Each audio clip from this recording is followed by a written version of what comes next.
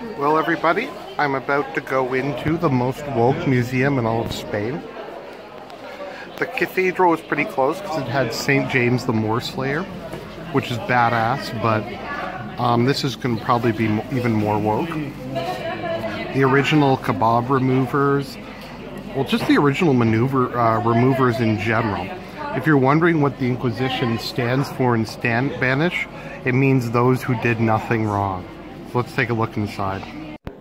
So here we are inside of the most woke museum in Spain. Sorry for the background. Hopefully that won't get me a content ID flag. So we have Act 1, the arrest.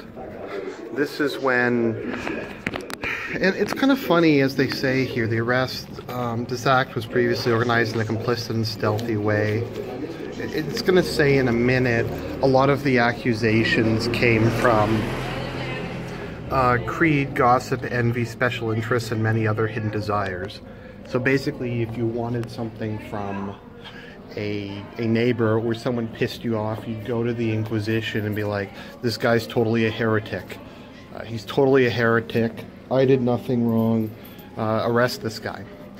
And it's kind of like they're trying to pin that on the Inquisition. That happens all the time in secular law courts. False rape accusations, anyone? There's nothing really unique about it. It's funny if they try to kind of make it as if all justice systems don't have that problem. It's one of the biggest problems. So none of this really looks like, I don't know, maybe it's real armor. These people are really tall. They're almost as tall as me. So here we come to probably the best thing in this museum. This was a device used by the IRL Thought Patrol to control them. It's a Chastity Belt. It was also used to stop rape culture, which was very important in Moorish Spain because that stuff happened a lot. So we got the Chastity Belt, and that prevented thoughts from being thoughts. They tried to design one for the mouth too, but it made them incapable of eating. But yeah, so that was to stop that, and it was also to stop rape culture.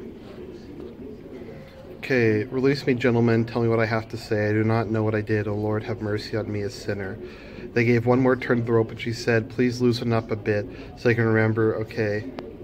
Because, as we know, torture was never used in secular courts. Ever. It was never used. There we go. We got some records of when the kebab removers were doing it. Oh, there we go. There's the facial version of the Thought Patrol device. That's to stop them from doing oral thought patrolling.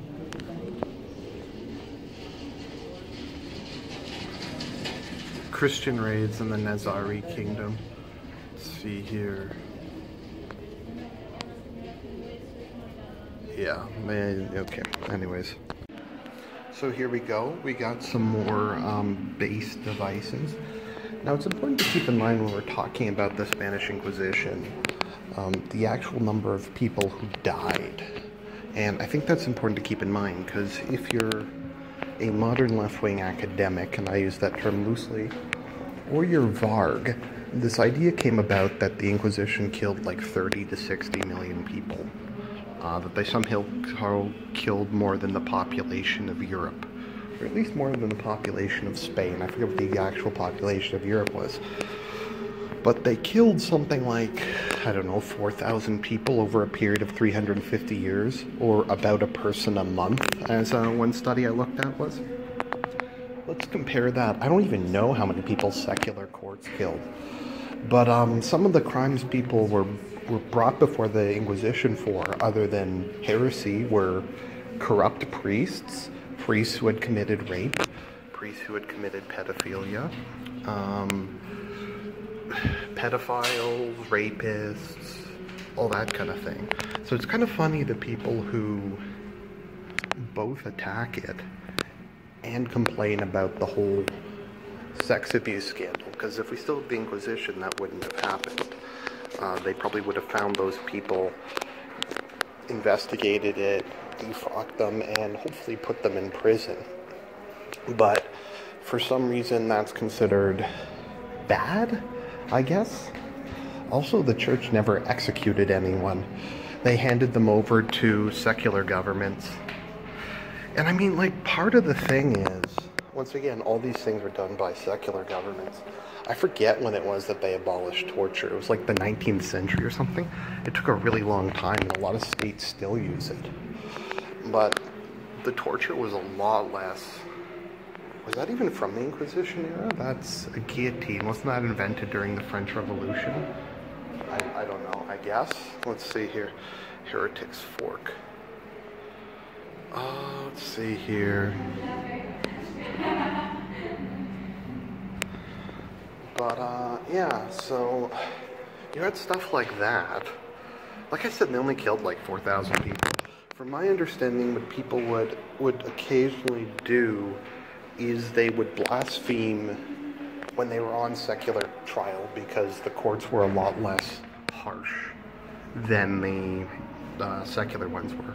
The Inquisitional courts were a lot less difficult. There's also the general hypocrisy of a group of people who put people on trial and ruin their careers and their lives for thought crimes on a regular basis, which is more totalitarian and more harsh than the Inquisition ever was. Like, if you accidentally say a bad word, then they will arrest you, they'll jail you, they will prevent you from ever getting a job again. And they support that, but the Inquisition's bad despite the fact that it probably ruined fewer lives in 350 years than political correctness does in one.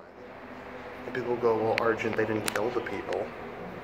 Yeah, but what is preventing someone from being able to make money and provide for their family? It's very similar. Stuff here. Oh yeah, I forgot there was something kind of cool back near the entrance I wanted to have another look at. But yeah, so they basically do the same thing taken to a billion. So this thing's pretty dildo, so let's see what it says here.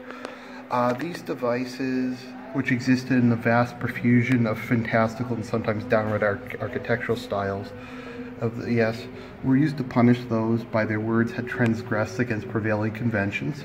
Okay, against the arrogance of the male power structure.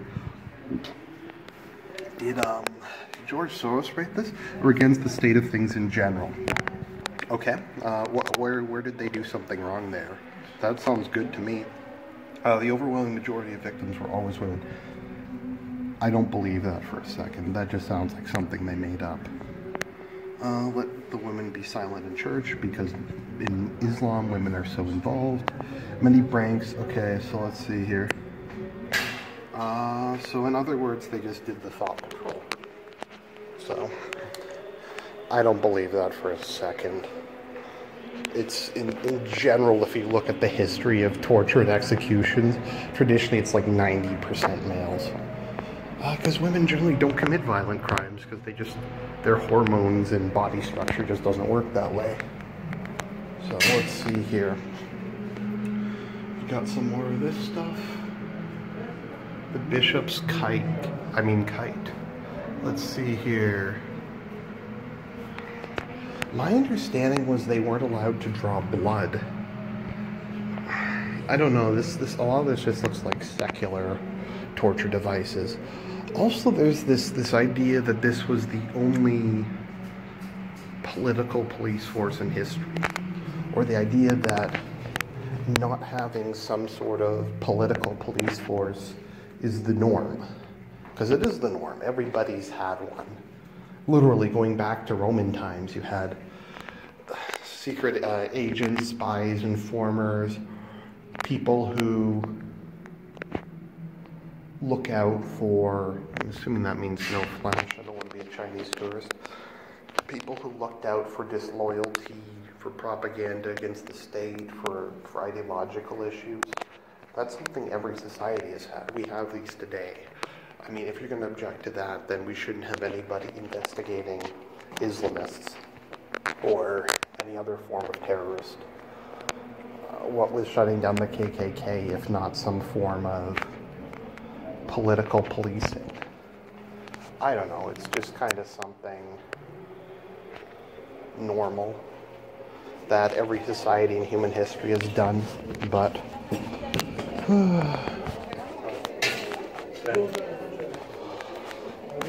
Apparently the Inquisition were the only ones who did it. Even though if you compare them, like I said, to any other form of political policing, like the KGB, like the FBI, like the CIA, they killed incomparably fewer people and operated much longer. But no, I mean, and that's the whole thing. It's a massive double standard. It's historical revisionism, and it's selectively, and I use that term strongly, applying modern conventions to the past. And if you want to say the world in general was in a lot of ways more brutal back then, I think you can make an argument with that. Murder rates are certainly lower than they used to be. There's not as much kind of killing each other over food. That makes sense to me, but I mean, you can make a case, say yes, say no. You could say abortion is such a prevalent form of violence that it exceeds anything in the past. Like I said, it's an argument, but this idea that we're going to take modern standards and only apply it to one organization in history and ignore everything else is just dumb. So that's my thoughts on it. Once again, Inquisition translates into those who did nothing wrong.